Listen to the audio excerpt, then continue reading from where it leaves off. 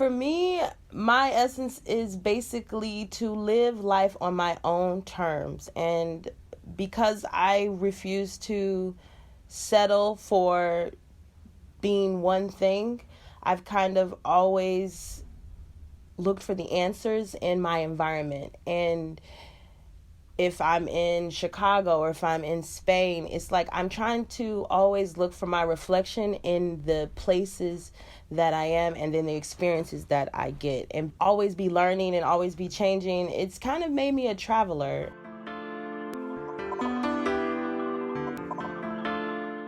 Hey everyone, welcome to Flourish in the Foreign, a podcast that elevates and affirms the voices and the stories of Black women living and thriving abroad. Because you know what? We do, and we are out here and we do this. So thank you so much for tuning in to the first episode. It really means a lot to me. During the creation of this podcast, I really realized that it was not only a labor of love, but it really was something that I wish had existed for my 17-year-old self and my 25-year-old self. The goal of the podcast is really to become a resource bank of just amazing and fantastic stories about Black women told by Black women living abroad and their just varied experiences. Being a Black woman in any part of the diaspora is not a monolithic experience. It is varied. And deciding to move outside of your home country is not a monolithic experience. It really is determined by your values, the things that make you you. And I'm hoping in this podcast that the various incredible stories that are shared really inspire all of you listeners, but also hopefully that you see yourself and you resonate in these stories of these just dope women. Something that I talk about to people who ask me about living abroad is I tell them that moving outside of your home country makes you so awake to your life because you don't have the luxury of kind of sleepwalking through everyday familiarities. Everything is kind of different and strange, even if you move to a place where you speak the language fluently. You know, culture and bureaucracy, small everyday nuances and nuisances really take a toll. And it really makes you very alert to the things that you not only like, but also the things that you value, and also the things that you need to live a life well lived. I'm also hoping that these stories just help you to maybe think a little bit more deeply about the life that you are currently cultivating and help you to be a little bit more intentional as well. And so let's get straight to the first episode. The first episode I'm so excited to share with you is the story of actually a very dear friend of mine, Niana. And we met each other while living in northern Spain in La Rioja. And we were both language assistants at the time.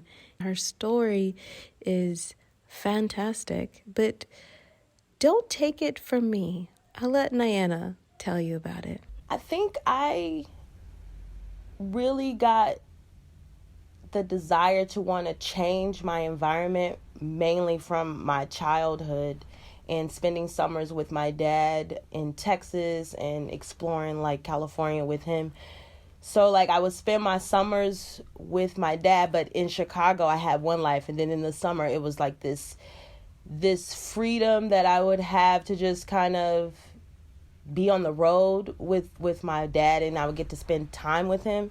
So I don't know if it was just maybe missing his contact during the year and knowing that when I get to travel, a lot of great things happen. First, I get to see my dad, and I get to see and experience things that most people where I came from don't really get to do. So I had like this duality in my life, and I would feel just like all of the preconceptions you have about what makes sense to you gets thrown out the window, and we would just go and explore all kind of things and without any plan. And I think I started to feel like identify very positively with that, and maybe in some ways it was therapy for me, but I felt like I lost this part of myself, and I could kind of be anything when I was traveling. The very first time I got on a plane, I was 3 years old, and I was flying to go see my dad. And I think at the time I had never flown on a plane, and I was so young, I didn't really remember what my dad's face looked like. And so it was just this really interesting adventure. My mom just drops me off at the airport, and I'm like a little girl with all these barrettes. And I flew to Arizona, and I got off the plane, and I was just like, what? This place is so different than anything I've ever seen before. And, yeah, you know, when you spend time, you have separate parents like that. One parent kind of becomes the fun parent. So no matter what was going to happen after that first plane ride, I was going to love it regardless. Niana and I bonded over the fact that we both started traveling solo at really young ages as unaccompanied minors on airplanes. I don't know if you can travel that young anymore by yourself, but hey, it was the late 80s and early 90s. It was crazy, y'all. There's a small sense of abandonment at the other side of this story. Is like, there was nobody to fly with that 3-year-old. It's like, the funny thing about my story, which I was like, well, am I going to go into the complete real story? But we are being real. So the thing was, you know, my dad is not on my birth certificate. So I was not supposed to be going to see him. I was supposed to be going to see my uncle, because the airline wouldn't allow my mom to let me go on a plane to see someone who is not a direct relation of me. And if it's my father, then he needed to prove he was my father. So if he's not on the birth certificate, how could he prove it? So I'm 3, and my dad's mom and my mom are trying to remind me of my lie that I need to tell these people when I get on this plane. You tell these white people, now that's your uncle. And when you see him, make sure you say, hey, uncle. And I'm like, okay. And then, like, you cannot say he's your dad. You have to tell him that you're 5. I was also supposed to be 5. And I was like, man, this is a lot. This is like, so I'm nervous to get on the plane, and I'm saying goodbye to everybody. And I sat next to this Chinese girl who was also flying single. And the whole time she was showing me all her money, and I'm trying to convince her to give me a 20, right? We're just bonding. I don't remember her name or anything. She ended up giving me a 5. She was like, I'm not giving you no 20. I'm like, come on, now, give me a 20. She ends up giving me a 5. I feel so excited. We land, and I see my dad, and I'm thinking, how am I going to know for sure that's my dad? I see him, and I said, Daddy! And I ran for him, and he just let out his arms and grabbed me, and he goes, you're supposed to call me your uncle. I was like, I forgot. So we chatted about how her love of travel began in childhood, but really continued as she grew up. And as she traveled across the country for internships in upstate New York, and even at my alma mater, the University of Georgia, but also about her opportunity to study abroad. I went to a small liberal arts university in southern Indiana, University of Evansville. I don't think anyone has ever heard of it.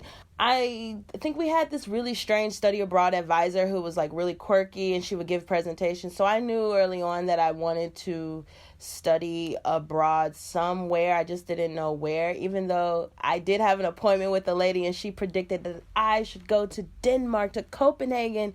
It'll be the best thing. That's exactly where you belong, darling. And I was like, yeah, I ain't got them Copenhagen dollars, though. I gotta stay somewhere close. So I ended up studying abroad in Costa Rica. I did 1 semester there. So I did, I think, ecology and field ecology there while I was in Costa Rica. And I put that in quotations because, you know, I mean, they weren't going to be able to get very much out of us. You just spend a lot of time traveling and studying. Mostly I did a lot of outdoor, like, little research projects with the school, because it was a university in the suburb of the capital of Costa Rica. So it was in the mountains. So it was a little bit smaller, which I really enjoyed. But I mean, we were surrounded by beautiful forests and everything's like a bus ride away. So we would go into the jungle and like count insects and things like that. It was amazing. I was lucky that my credits transferred, so I really didn't have any problem, and I used my last eligible year of financial aid on going to Costa Rica. So we were a group, I think, of 50 Americans that was exchange program at that university, and there weren't any other universities doing anything there, so we were the only group, but all of our classes were basically together. And we had a lot of American teachers who were either living in Costa Rica or who had came down to do it, but they weren't. We were all from different universities, and I think out of the 50, there was me and another black dude, and then like 5 mixed people. Us brown mixed people kind of formed a little crew. Almost all of us had host families. So that you're at least all on that same schedule as Costa Rican people and eating the same food. Your host mom would provide you with all your meals and your lunches. She would pack you a little lunch in the morning. I wasn't so lucky with my host family, my first host family. She started off nice, and we had a maid, because I think most people in Costa Rica, like if you're lower middle class, you have a maid. And she had this rule where she wanted me to wear a robe when I would go I had my own bathroom in my own room, and I would literally cross one step from my bathroom to my bedroom. She was like, I want you to buy a robe. And I was like, well, I didn't bring a robe, and I'm not going to buy a robe. Like, I'm wearing a towel as one step. But she was very concerned about her husband seeing me or something. I was like, okay, because her English wasn't good. And I was just like, I know what you want me to do, but I'm just gonna do this little step real quick. She just didn't like that, and she had a lot of rules. And she would make me tuna sandwiches, just take the can and dump the tuna on the bread. I didn't spread it out. So it's like so we had these little personality quirks that we didn't like, and she wanted me to come home at night, and I'm like, I'm not coming home. Because I would start, the dog would bark when I would get home real late. But, we're traveling abroad. Like, we out in the streets, girl. I'm not coming home for dinner. I'm not eating dinner tonight. I'll see you later. Then I went to a more relaxed, browner host family. And, girl, it was great. It was awesome. There are lots of black Costa Ricans, like black. Most of them live on the Caribbean side. And I would go to that town, that Caribbean side, like every other weekend. Costa Rica that is just like beach life. You got your flip-flops on, you're eating pineapples. Instead of buying a bag of chips, you're buying some slices of mango. It was just, I think the best time in my life is like when you're studying abroad and you're somewhere that you just love and you have no responsibilities. That is traveling. That's that good. I will say that was probably the end of like a easy time in life. Now I'm 36, so that was at the end of Costa Rica was a tough time because I ended up leaving due to my mom getting sick, and then my mom passed away 13 days after I came back from Costa Rica. That I think took my life on a different trajectory. I focused on finishing school. Then I went right into working, and I worked for about 5 years, and then I just quit my job because I wanted to travel, and I was trying to figure out like how to get back to the person I was before going through the grief of losing my mom. And I knew I wasn't going to really heal the way I needed to heal staying, in Chicago. And that's when I was like, no, I can't keep doing this job like everything is okay. Like, I got to go figure out myself a little bit and like figure out who I used to be. And yeah, I quit my job in order to travel. And then I came to Spain like 2 years later. She goes from company car to bicycling around town and doing numerous odd jobs. She finally lands at a restaurant where she learns about a program where you can live and work in Spain. One of her fellow servers puts her onto this program. They both apply, but only Niana goes. And her family, used to her traveling, don't really believe her when she says that she'll be back at the end of the contract. They knew it was coming because I mean, I always travel, so they just was like, okay, you're gonna live in Spain to go for 8 months, and I kept telling everybody because the contract is for 8 months technically, but you had the option to renew a second year. So I was like, at the most, I'll be gone like 16 months, and people were kind of skeptical, like, nah, you gonna leave forever, and I was like, no, I'm coming back. No, I'm coming back. Girl, I laugh about it now. So many times people would predict it. I was so much in denial. All I know is I needed to leave. I got to Madrid and I immediately fell in love with Spain. But I had been there before, but this was different. I saw the country as this, like when you see somebody that you like really physically attracted to, like they have a perfect body, like you're in the gym and they're like just got through with a set and you look over and they got like abs and everything is sexy. That's how I feel about Spain. Damn, you got a country over here. Like, this country is, damn, y'all got all that over here. I'm just like, mountains, check. Forest, check. Beach, check.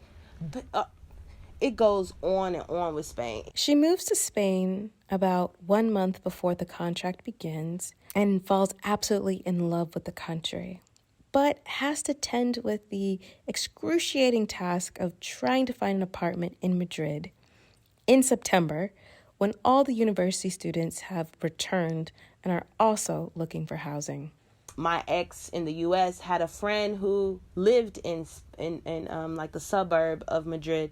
So she was like, yo, you can come stay with me until you find an apartment. But she had like 2 kids and I was sleeping on one of her kids' bed and he was getting mad every day. He'd be like, yo, when is she leaving? And then it's like they thought I didn't know no Spanish, but like the little kid didn't care. He was like, yo, when I want my bed. And I was like, oh my God, I can't do it anymore. So then I just went to a hostel and got my phone, got my WhatsApp. You need WhatsApp in Spain if you're going to live there. If you're going to talk to anybody, you can't do it without WhatsApp. I ain't gonna lie, y'all. I had 2 ginormous suitcases, so the pressure was on. There are no elevators in Madrid. If it's the 4th floor, that's really the 5th floor, and you're gonna walk all the way up with luggages. I took the very first apartment I saw. Very first. So yeah, and then I moved out of there like a month later because the guy was insane. So Niana went to Spain with a program that a lot of other North Americans go to Spain initially with, the North American Language Assistant Program. And the assistants are called auxiliares, the Spanish word for assistant. And they basically go there to help with pronunciation and culture. Experiences and responsibilities really vary from auxiliar to auxiliar and region to region. You just need a college degree, passport, no criminal history, and the ability to fill out an application. You get a student visa, health insurance, and a monthly stipend that ranges from 1,000 euros to 700 euros, depending on the region you're placed. And I should also mention that auxiliaries typically work only 12 to maybe 16, 18 hours a week. So you have plenty of time to take on more classes, perhaps take on odd jobs, take a Spanish course, and of course, travel. My teaching experience was pretty positive. I was lucky that when you go to a school, some schools will have one auxiliar. That's what we call the people who are a part of this exchange program. You're called auxiliares. So at my school, there was a total of 4 auxiliares. And one of them was a black guy from D.C., and he had been there the previous year, and his Spanish was great, and we just really clicked immediately. So I was lucky that he was there, because when you get placed in the program, you get a contract with the name of the school, but you don't know anything about the school. So you contact the previous auxiliares to get the intel, like, tell me what the school's like, what schedule are you working? So they kind of meet with you before the contract starts and kind of like help you like answer any questions. Plus they're probably going to be your first friends, your first people that you meet in the city because you've arrived.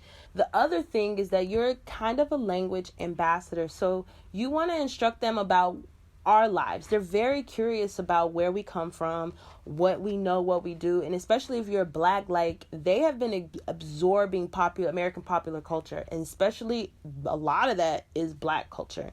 So I think the last school year I taught in Logroño, the kids was in love with Migos, and like they would see me, I'd be like, yeah, that way. I'd be like, oh wait, I'm supposed to be teaching. Hold up, y'all about to turn me up, and I'm about to teach, like. And us, the kids who don't know anything, are like, what is happening? Like, yeah, that way. That would like incorporate into my lesson. And some people be like, yeah, for some of y'all out there that know, what's up? So, it's just to kind of bring your culture. I talk about Black American life. I talk about like on Columbus Day, because they celebrate. I'm like, what we not finna do is celebrate Columbus Day. And here's a presentation why. Anti-Thanksgiving. My role always would be to, even my students who can't speak really well, I want them to want to speak to me. Like, the trick is to get them to want to talk, because that's the first part of language learning, is to inspire someone to, I've got a sentence to say. Oh, Justin Bieber is worse than Taylor Swift. Pero un momento. Like, I've got an opinion. I like Justin Bieber. And you're like, oh, and you also like English now. No. It's like, gotcha though, girl. Told you could speak, girl. Something that most expats living in Spain really bond over, at least in the first couple of years of living in Spain, are the various ways of how to adapt to Spanish culture and the Spanish quirks. Like, Spanish people really like walking 3 to 5 people abreast, like across the sidewalk, and not leaving any room for any other people to pass. And they don't really have the same concept of a personal space as is customary in the United States. And they're definitely a nosy people, minding everybody else's business and openly staring and gawking at anything and everyone. And of course, the language. They say that learning a language is always best when you're immersed, but there's a lot of things that come up while you're being thrown into the deep end. The Mediterranean mindset compared to the Chicago mindset is like off and on. We're not like that. All the touchy-feely, being late, like late, like 10 minutes late is not late. That's late. You late. This meeting started 10 minutes ago, girl. I'm charging you for this part of the class now. We're not getting extra 10 minutes at the end because I got 5 more classes. The staring, I think, bothered me slightly at the beginning because people was always staring at me and I would just stare back at them and then they would look away and I'd be like, okay, like, that's annoying. Stop doing that. And I couldn't take being immersed in Spanish at first. Like, I would avoid going into any situations where there were no English speakers because it would make my head hurt. It was hard. It was really, I think the first year I didn't try to speak any Spanish. I was like, no. But having a partner who was Spanish really helped. I think that helped because I was forced to deal with it, but I hated it. I hated it so much. It wasn't until I think my 3rd year that I could spend a whole weekend in Spanish and not find it annoying or get anxiety about it. So it takes time. As I mentioned before, the language assistants receive health insurance as a part of being in this program. And the health insurance really is dependent on which region you're placed in. And unfortunately, Niana had to utilize that health insurance her first year being in Madrid.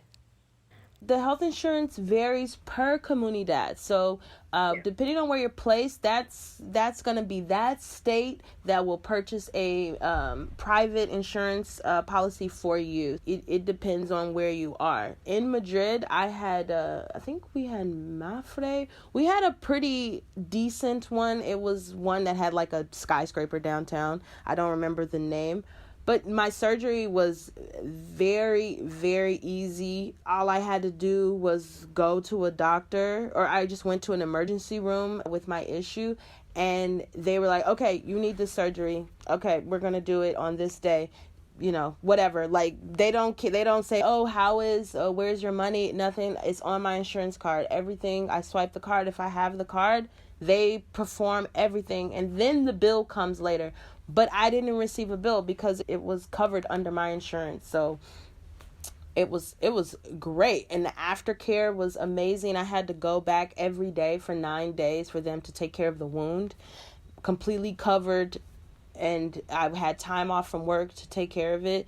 And I've had, like I said, my colleagues come with me from work to the teachers that I work with to doctor's appointments because they were worried. They're like, no, we want to make sure we understand.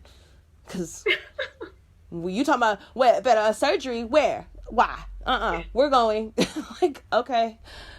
You feel better when you have someone there, but people were very understanding. That was my experience in Madrid. Of course, experiences vary. I don't know how everyone's medical experiences are, but I also don't have any preliminary things, or I don't have any conditions that I brought with me. So I don't take medication for anything. I asked Niana about her thoughts on the Black community in Madrid and her experience as a Black American woman in Madrid as well. I met all kinds of Black people, Black Americans that were living there legally and that was still working on trying to get their tarjeta comunitaria. I'm like, you just came on vacation, you just stayed? Other people, I mean, there's so many of us that have been there for like 5, 6, 7, 8 years, and they just come and they just stay. You run into them on the street easily. You see each other like all the time.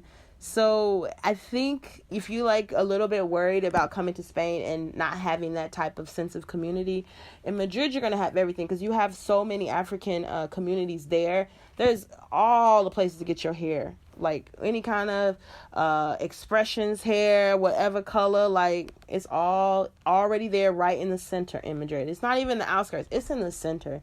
So it's just a little bit more hip, and it just has a better feel to it, I think, and people just enjoy it more than, say, Barcelona. Plus, it's cheaper than Barcelona. The metro is just perfect, and then you have Lavapiés, which is where I used to live, and I just love that part of town. It's more on the pulse of things. I think my first year, there was a riot because the police tried to evict someone out of an apartment because they weren't paying their rent, but they were dying. They were in hospice. So like they had cancer, and of course at the end of their life they were still in this apartment, and the police tried to come and evict them. Well, the whole barrio was like, not today you won't. And he just literally beat the police up. I watched them get in their van, everybody's throwing rocks. The whole neighborhood is like, nah, son, you're not taking nobody out of here. They covering, they got in their van, skirted out. They had to back up, reverse all the way out of the barrio, and they had to come back with like real manpower though. But the whole neighborhood was lit after that. Like people were just in the street just screaming, and I was like, see, that's what I want. A little rough around the edges. Some of the stuff that I experience is kind of annoying. Is it the worst in the world? No, but is that enough to make it okay? No, it's still like no one should have to put up with any of this racial bull stuff. I think there's two sides to being a Black American than just being a Black woman. The thing I quickly learned in Spain is that the moment someone knows I'm American, they cast me with a different light and a different opinion. And I'm still Black, but at least you're an American. That's kind of like, I've always felt that that little like relief from them in general when they find out that you're a Black American. And it's more about curiosity than just they see a Black woman and it's a negative stereotype. So that, I think, is always going to be there no matter who you are and what you are. I didn't have a lot of negative experiences in Madrid about being a Black woman, but I know that was like something that was just particular to me, because I do have friends that also had some negative things in Madrid. But for me, the biggest thing about the Spain and being a Black woman is the Spanish male assuming that you're a prostitute. There is nothing in my mind about being Black in Spain that even compares to the anger that I feel when that happens, and the situations that they put me in when I'm just walking down the street. That to me is one of the hardest things to deal with. Yeah, it's a tricky slope over there. You can, a couple of negative experiences, and I think you can start to create that wall when it comes to interacting with the Spanish male. Sometimes you're like, ugh. Not all of them, but of course the old men for sure, all of them. I just would love to just make them see what they're doing, as being something that's wrong to do to women, period. Whether I'm a sex worker or not, I'm at the grocery store. So how about you wait? I think everyone listening probably knows that Spain is a pretty homogenous country. Most people in Spain are white. However, there are second and third generation people from other ethnicities in Spain as well. I've spent some time thinking about this, like reconciling my viewpoint as American versus like the Spanish mindset. And I've had this conversation with Spanish people, because they treat all of the people who do not look Spanish as the country that they originate from. They don't see them as a part of Spain, as the greater envelope.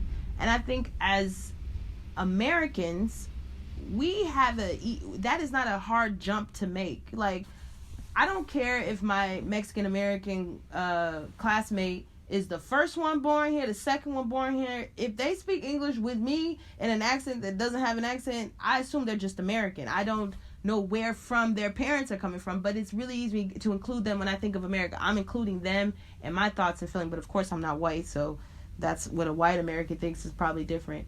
But here, you could be 5 generations deep. They'll be like, Chino. You're like, no, I am you. You are me. We the same. What you talking about? Like, how do you not include me in your greater idea of what this country is? And that is something I think, me and my husband talk about it a lot. Like, if we were to have kids, where we would want them to grow up. And even though I got a lot of negative things to say about the U.S., it's like I would want them to at least to understand what it's like to be Black in America. I still like coming from where I came from, even with all the negative things. But to be Black and like have a little Black, half Asian kid in Spain, it's do I want my kids to go through that? Because a lot of my Black students, I've had moments with them. They've never had a Black teacher before. It was my second year in Leon, and I was in a school in Leon that year, and there was this little Black girl in one of my classes, and she was spicy. Like, homegirl, she was a leader, so she was a part of the cool clique in the class, and they was third or fourth grade. And so she was funny. And so she cracked jokes, but she also liked to get in people's faces and tell them what's what.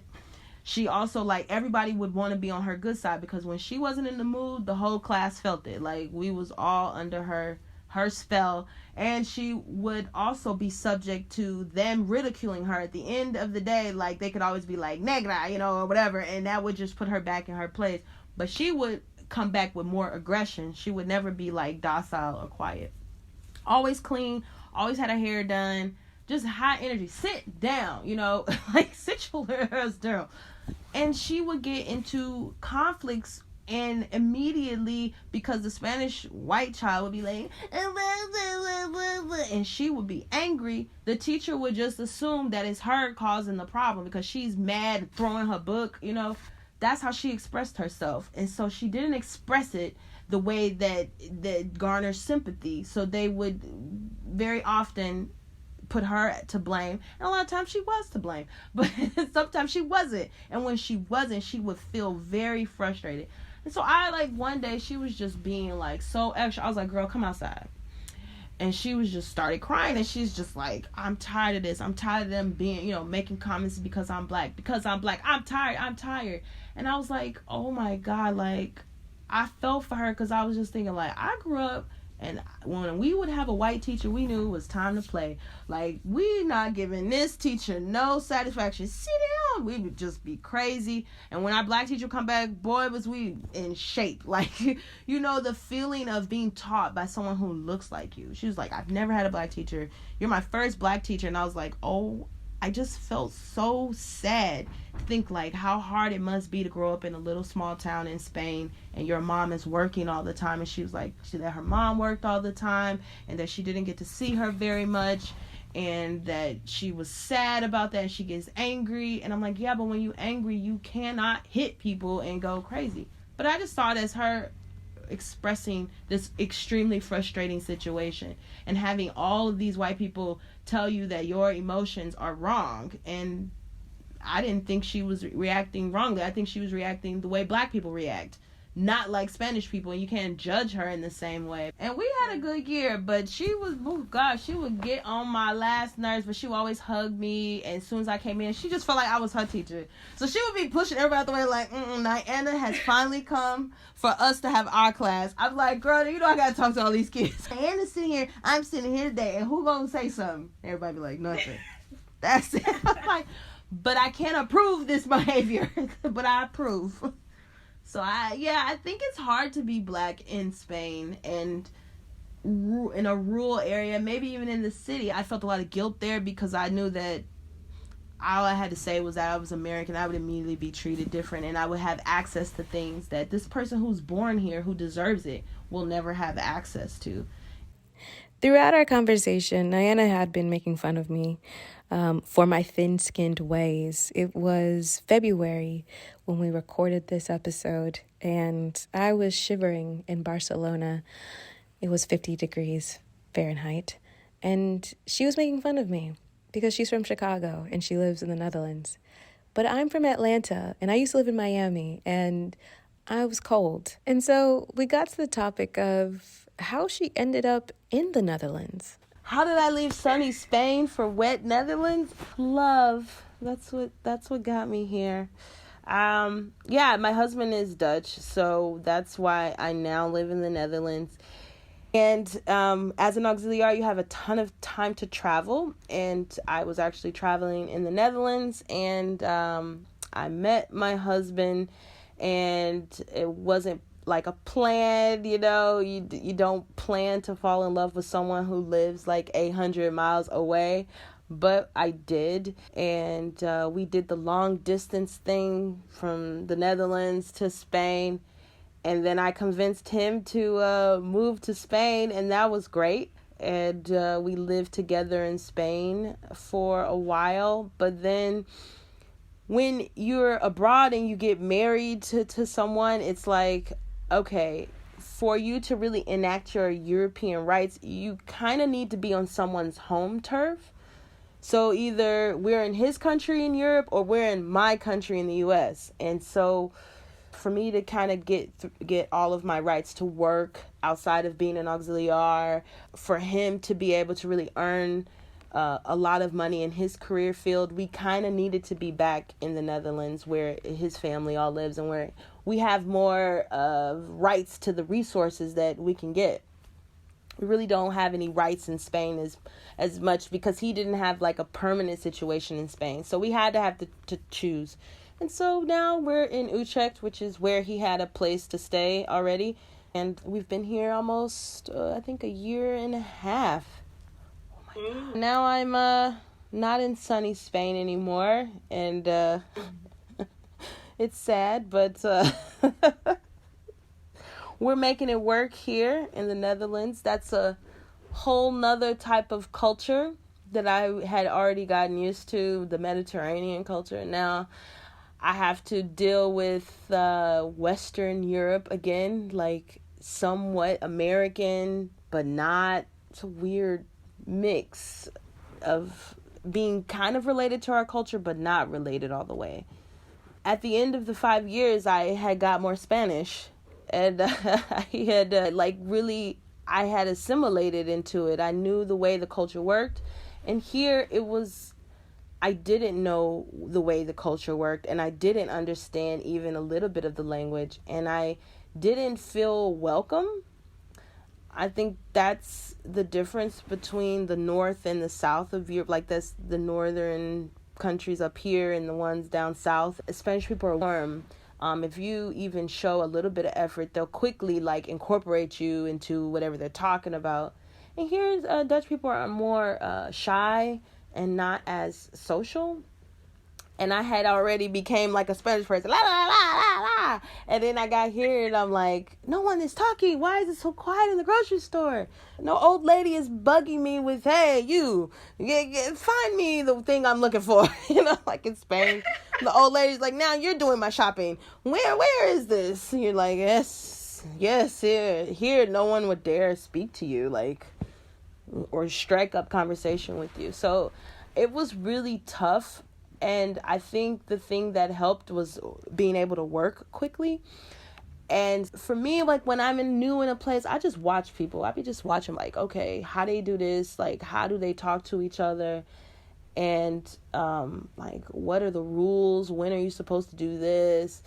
And I started watching them and found out that I'm not so curious about these people. I'm not interested in their culture or their history as much as I was in Spain. So I think that was more tough for me. I think the difference between assimilating from the U.S. to Spain and then from Spain to here is that I had a level of the language, not just a baseline understanding of Spanish, and encountering it. That helped having the language, but the culture was shockingly different. But everywhere English is spoken here. So it's very easy to get on a deeper level with someone here than in Spain if you have a language barrier. I think I've quickly gotten over the first hump, but I still find myself banging my head against the cultural norms here and not really wanting to assimilate the way I thought it was curious to be able to adapt to the Spanish life. I'm less curious about being able to adapt to Dutch life, if that makes sense. They have all these old colonies of people who have come back and they live in the Netherlands, and they have these communities of Surinamese people, of Moroccans, what else? Turkish. There are a lot of Turkish here. And then in Suriname, it's so mixed with the Latin American, Africa, India, Indonesian. And then my husband, he's half Indonesian, so they're also a big, giant part of the population here. So it has a smaller version of kind of what's kind of going on in the U.S. However, there are some things that Dutch people aren't so good at, and then they pride themselves on being tolerant, and they are tolerant, but they don't accept. And I think that blinds them to a lot of things that go on in this country. And for the most part, it's pretty easy. Christmas time is tough because they have the tradition of Zwarte Piet, which is when they wear blackface, basically. And they are really kind of resistant to the argument that this is racist. And they're quite violent against the protesters. And anytime you complain about or even point out any criticism against them, their number one answer is like, well, your country's racist and go back to your country if you don't like it. Like, they straight up are like that. So it can make it tough, but it's not all of them. In the cities, the 4 major cities, it creates like a geographical zone, and they call it the Randstad. That part of the Netherlands has the most kind of progressive people, where, like Amsterdam, you're not allowed to wear blackface during the Sinterklaas parade. They've just outlawed it. Like, the government will not make their parade have blackface, but that doesn't mean regular people are not going to just go around in blackface. So the tide is changing, but their resistance to it, and like just talking to people, it like really sours you, because you're like, oh, I thought you was cool, but here you are telling me how it's a tradition and it's for the kids, and why am I making it about me? I'm like, it ain't about me. Kids don't care if you're wearing black, pink, purple. I know what one thing: you don't get an afro and pink lips and gold jewelry because you slide down a chimney. Now that is just fact. Will you agree on that? They're like, Mom.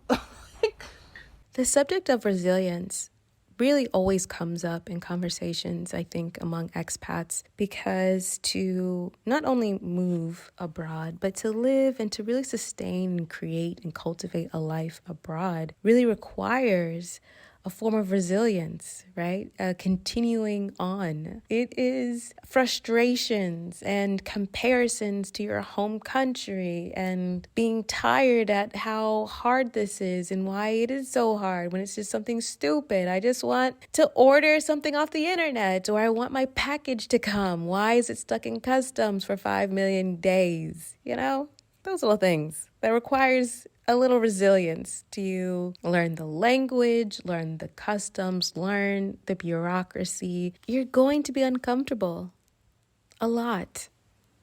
That's just how it is. I think you definitely will learn that you can be way more flexible than you give yourself credit. And not even that you learn, that you kind of have to be like ready to be uncomfortable for a significant part of time. That is always going to be the process of growth, of any kind of growth, that moving to the next culture is going to be so uncomfortable, because it's going to take a time for you to get used to it. But there will be something on the other side. But are you willing to kind of go through that period when the honeymoon is over and it's just like, oh, this is just like life where I was before, except I really got to have my shit together. Like, you can't, it isn't like all is great here on out. There is always going to be a challenge. No matter what, it's never boring. I haven't been bored in years. Like, I don't know whether the experience is extremely good or just a mundane type of activity. It's always under that fresh new eye of it being from another perspective. So yeah, if you like excitement, good excitement and bad excitement, it's all exciting. It's always like, oh, getting a library card. I still haven't done it yet, but I'm like, oh God, that's gonna be an experience. Like, maybe not if I was in the US, but here, because it's a whole nother procedure, you're gonna learn a whole nother way of the way people organize books and organize the way that they lend those books out. Every culture is different. So I'm kind of excited about this new library card that I'm about to get. If I was to tell someone, oh yeah, I'm getting my library card, I'd be like, wow, okay, that's not a thing. But it becomes somewhat more exciting when you know you're going to be getting a new library card in a new country, and you're going to learn about this new way of doing something. So many things happen to me. I make so many mistakes, like big old giant ones. Even in language, I may say the exact opposite of something.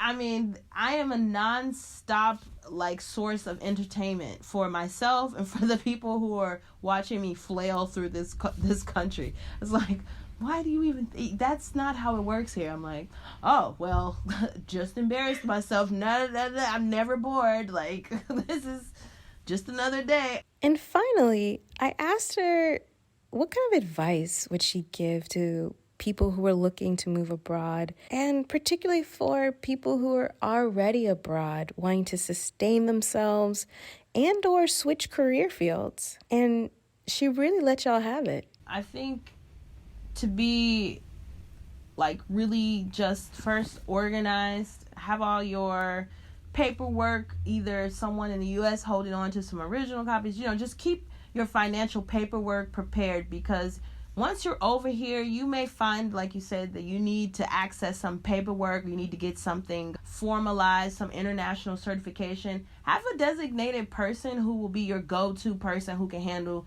reading your mail, and who may need to, I need to send her birth certificate here to get a stamp in DC. I would recommend having someone as your designated on-point person. Usually it's probably your parents or something. But just make sure that someone's got who can look at your paperwork and kind of help you with that, because you never know what might happen. You might lose your passport. Anything can happen. So always have like someone in the U.S. I feel like that can handle that. Try to talk to as many people that have already done or gone to where you're going. Really go out and make connections with them via Facebook or Meetup. They're usually, especially if you're Black, there is probably a group in that country already. Like, if they're there already, do use those resources and come with, like, some real questions. Do some research on where you're going. Use the search function. Please do research on the place that you're going to. Research neighborhoods, top 5 neighborhoods in Madrid. I looked at all the neighborhoods, and I had 3 that I had already felt like were my vibe. And when I found those, I looked for other bloggers or vloggers who had traveled there and what their experiences are. And I look at the Google map and see what kind of restaurants are there, and I do the Google Streets. Are there brown people there? Like, I kind of had an idea about the country that I was going to before I went. So, like, what's the vibe in the Gothic neighborhood in Barcelona? That's a completely different question than, where should I live in Barcelona? It's like, what? What's your question?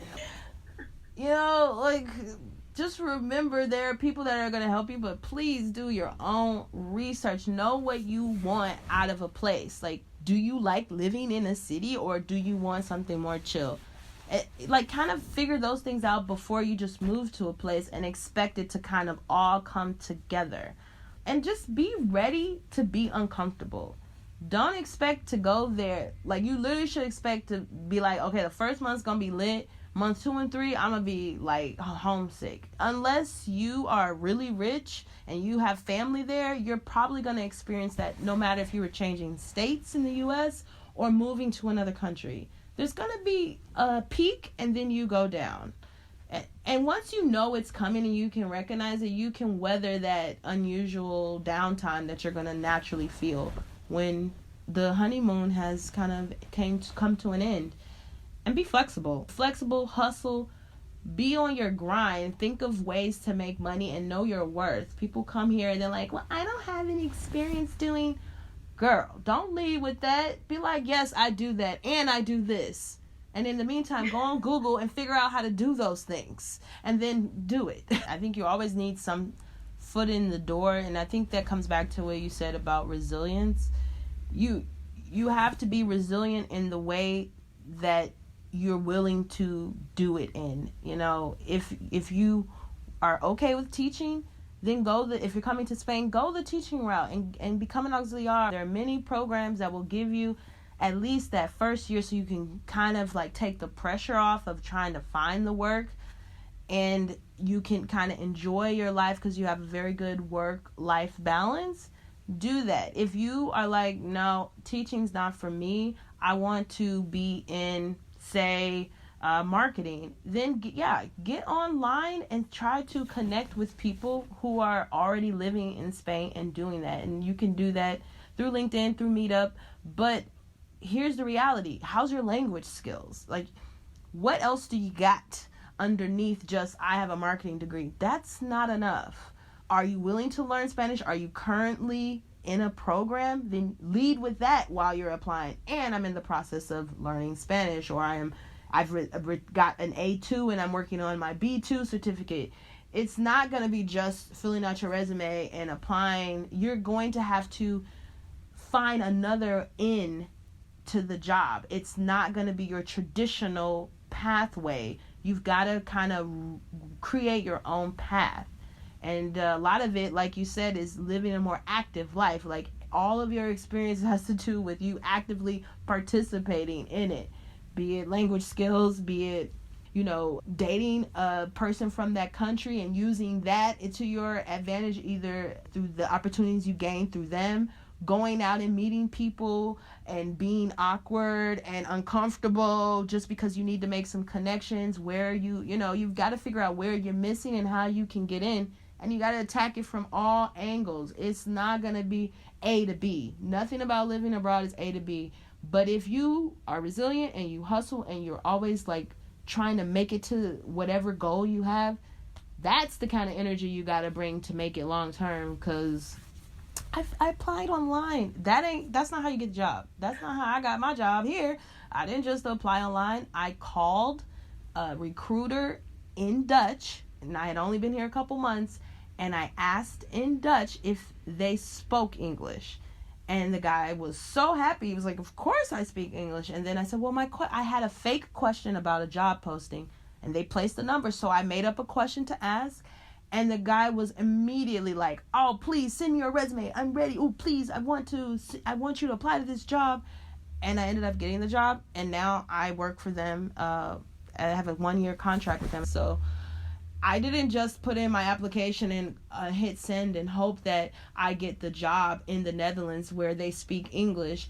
I took a chance. I need to do something more drastic. I need to call directly. And Dutch people don't really do that. So I use that to my advantage. For me in the U.S., that's something that I do all the time. When I have a problem with a company, I call directly, and you get a startled response. So I thought I'd shake them up, and it worked. And now I have a job.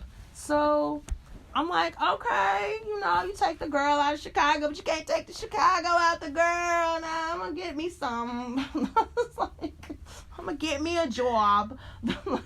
Niana is great, and for more information about her, check out the show notes and the website of Flourish in the Foreign. If you like this show, go ahead and subscribe and rate the podcast 5 stars. Leave a review on Apple Podcast or wherever you listen to podcasts. And if you're interested in supporting the podcast, this labor of love, but labor nonetheless, please share the podcast with all of your friends on all of your social media channels. And if you feel so compelled, please consider becoming a Patreon supporter of the podcast. That's where I'll be creating the Flourish in the Foreign community, dropping behind-the-scenes videos, and have live Q&As with some of the podcast guests, and so much more. Patreon is a monthly subscription service. You can decide whatever level of support is most comfortable for you. Special shout out to Michelle Corey of Frequency Media based in Atlanta. She is a dear friend and also an incredible businesswoman and podcast producer. She has a podcast production company called Frequency Media. And she really gave me the encouragement to start this podcast and access to her amazing course on starting podcasts. So thank you. Love you. Also, special shout out to my brother, Zachary Higgs, who created the music for this podcast. So if you found yourself bopping along, that's my brother. And if you're looking for beats or music production, maybe music for your podcast, your YouTube channel, whatever, definitely check him out. His Instagram is at ZOH_15, and all of his information, the website and stuff like that, will be in the show notes of this podcast. All right, that's it for this week. Bye.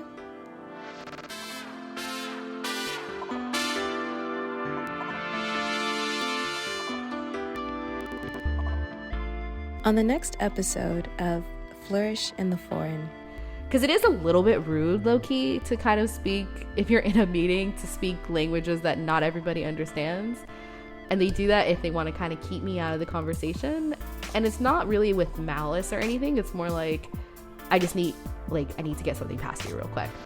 But, so it is fun to, follow up on their question in English. Be like, oh, no, I think that date is good. And they're like, oh, you speak Cantonese? I'm like, no, not really. Or I'll just yeah, a little bit, just a little bit here and there.